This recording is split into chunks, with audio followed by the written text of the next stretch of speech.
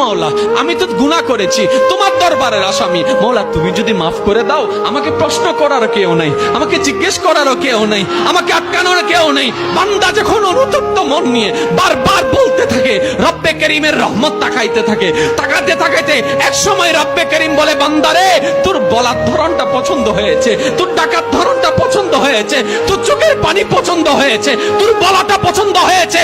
এবার মওলা বলে, আমি তোর সারা জীবনের কত গুনাহ করছিস? বান্দা বলে, মওলা 40,000 পার হয়ে গিয়েছে। কেউ বলে যে মওলা পাহাড় পরিমাণ হয়েছে, কেউ বলে যে মওলা আসমান পরিমাণ হয়েছে। এবার মওলা বলে যে আমি মাফ করে দিলাম, আমি মাফ করে দিলাম, আমি মাফ করে দিলাম, আমি মাফ করে দিলাম, আমি মাফ করে দিলাম, আমার বান্দাকে আমি মাফ করে দিলাম। ফেরেশতা বলে, মওলা এত বড় গুনাহগার, এত বড় আসামি, হাজার গুনাহগার, হাজারটা গুনাহ তওবা করেছে একবার, মাফ চেয়েছে একবার, তুমি মাফ করে দিলা, তুমি মাফ করে দিলা। রব্বে করিম বলে, মাফ করবো না তো কি করব?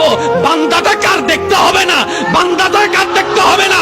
সে রহমানের কাছে মাফ চেয়ে যদি মাফ না পাই, তাহলে তো বিশ্বের কাছে মাথা নত হয়ে যাবে। আরে সে রহমানের বান্দা, জাত্তার বান্দা না, যে রহমান হচ্ছে ইন্নাল্লাহ আলা কুল্লি শাইইন কাদির। সুবহানাল্লাহ।